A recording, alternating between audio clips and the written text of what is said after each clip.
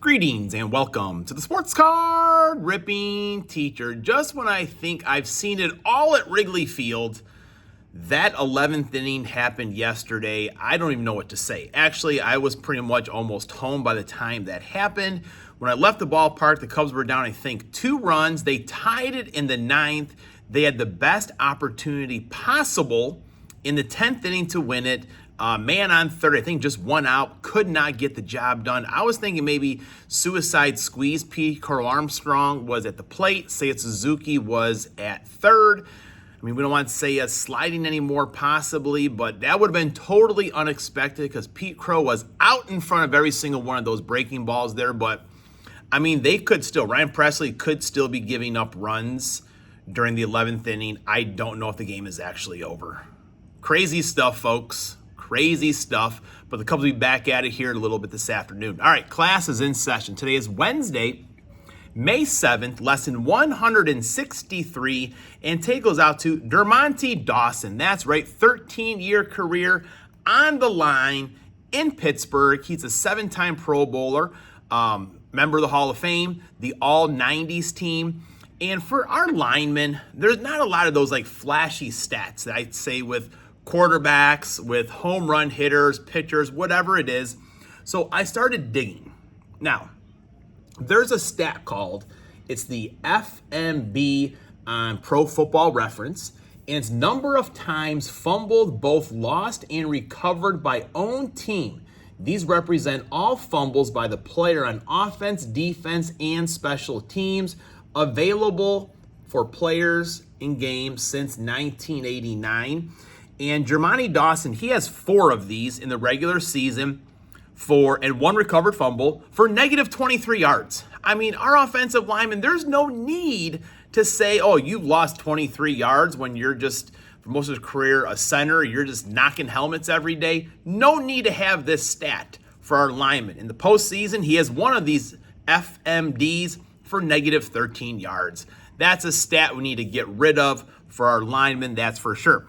Now, in 1994, the Nuggets were the first number 8 seed to beat a number 1 seed. That number 1 seed was the Seattle Supersonics. In 1933, Johnny Unitas was born, fellow, I should say, Lithuanian like myself. He had an 18-year career. 17 of those were with Baltimore. Now, how did he get to Baltimore? I ask you. Well, those same Pittsburgh Steelers, Zach, they cut Johnny Unitas, and then he went on to have, 10 Pro Bowls, 3-time NFL champion, 3 MVPs, and he's a Hall of Famer and a Lithuanian. Now it's time to get into a gift I received from Zach's Collections.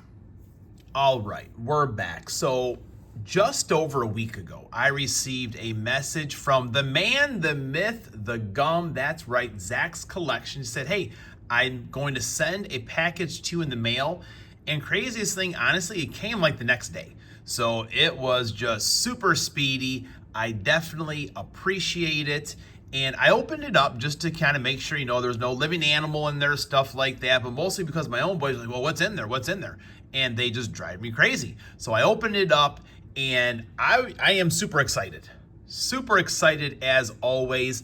But most of all, right here, 1945, the end of World War II. No, I love watching Zach, history letters by mail, the history cards he opens. And I am fired up about this. And is it this side here? No, this side here. So what could be in here?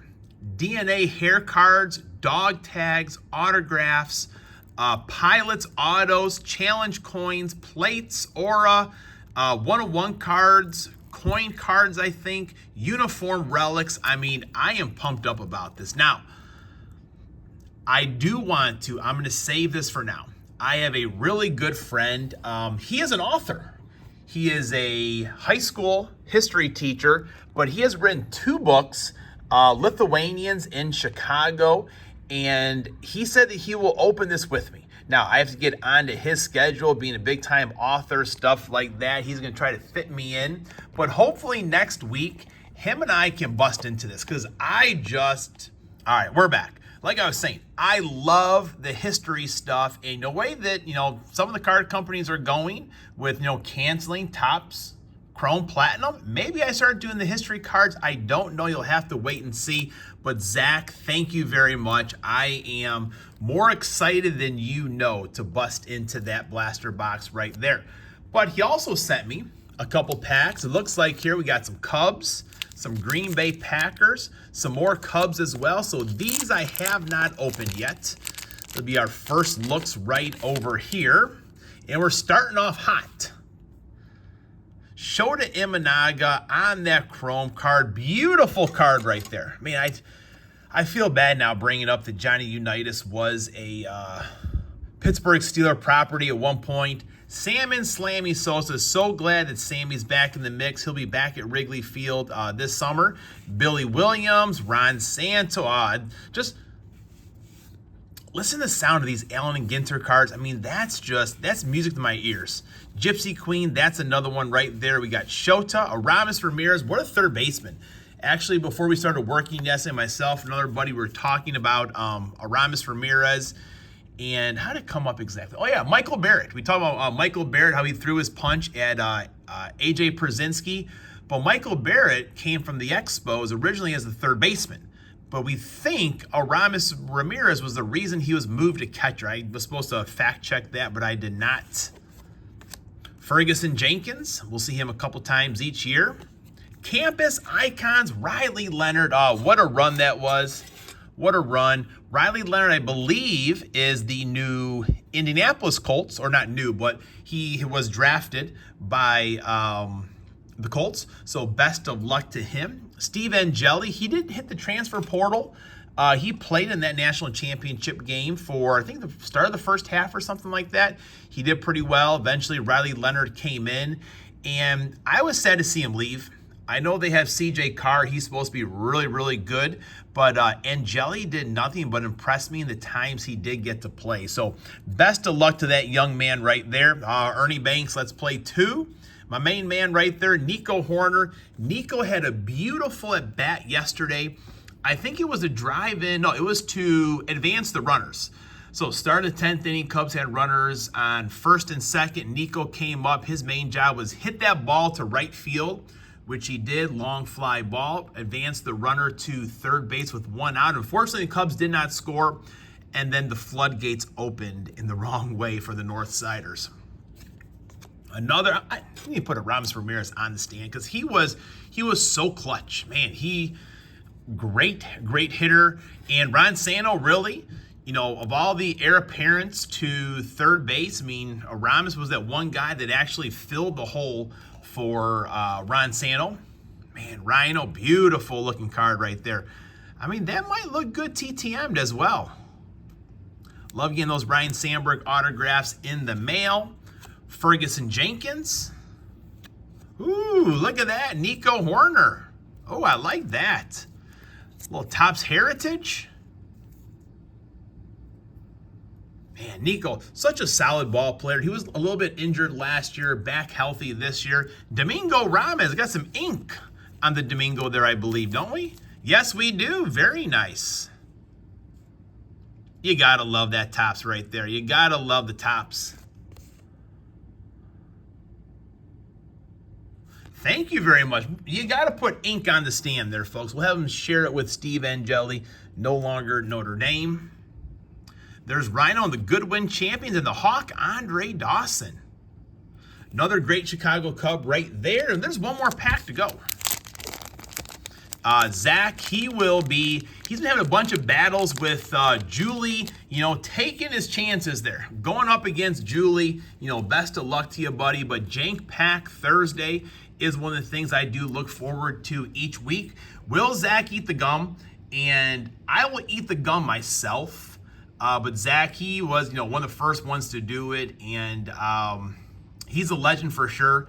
Barry's always egging him on to eat the gum for everything. So, yeah, I jump on that bandwagon, egging him on. But Barry takes the brunt of the egger honor, I guess. I don't know. All right, Chris Bryant. Man, I still get sad seeing Chris Bryant cards. I mean, what It went wrong there, folks. It went really wrong. But here's something that went right for the Green Bay Packers. Reggie White. He had $1 million moments. Gained sack number 133 against the Bears to become the NFL's all-time career sack leader. I mean, just too easy against the Bears, right? You're one step closer to winning $1 million. What do we got to do for this million here? All right, well, if you guys don't see me ever again, you'll know that this card was still good. Zach, don't worry. I will send you your portion as well. Put that one up there. $1 million moments. Joe Montana. I think I read something where Joe's going to be giving some money to Notre Dame. Get that NIL fund going a little bit for us. Charles Woodson, what a Green Bay Packer. What a leader. It always made me sad that he got hurt in the Super Bowl, but the boys brought home the Lombardi Trophy for him. Seiya Suzuki, he was on third base when the Cubs had their best chance yesterday. A little Allen and Ginter action. And I do fear a little bit for Allen and Ginter, since they canceled Topps Chrome Platinum and every other year product. I don't know. I have a bad feeling where some of these products may just be, I don't want to say every other year, but maybe like a, I'm trying to think of a composite deal where they have multiple sets in one pack of cards. But to me, that seems like it would be more work and more money to have different types of cards in packs. I don't know. All right, Gabby Hartnett, home run in the Gloman, most valuable player. Man, these are awesome. Frank Schulte, 1911. I'm going to have to get a little bit deeper on the back of these cards right here. The Sporting News. Pat Malone. Charlie Root. Longtime career as a Chicago Cub.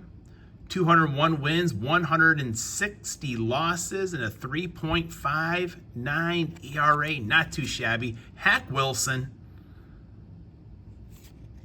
I feel like I've seen someone wearing a Hack Wilson jersey this year. I can't remember what game it was, though. And I feel like at Wrigley, you do see a good assortment of current players, but also a lot of former players. Ron Santo might be, I want to say, top 5 jerseys you see in the stadium every day. People of my age really liked Ronnie as an announcer, and of course, people a little bit older liked him as a player as well. Chris Bryant, it's too bad the Cubs fans, now they're in their 20s and 30s, they may have no clue who Ron Santo was, unfortunately, but his number 10 is flying on the flagpole, and there's a statue as well. Bazooka. We need bazooka cards again, folks. Wilson Contreras. Braylon Marquez. Kyle Hendricks, man, he's still dealing for the Angels. Kyle, our last champion standing, pitched for the Cubs last year. That game he had last year, his last start, it was a total gem, but total Cubs, they could not score. I think he pitched 8 innings maybe. The Cubs did not score until the 9th, until he was out of the game. Maybe he pitched 7th innings, I think. Brennan Davis, oh man, look at that.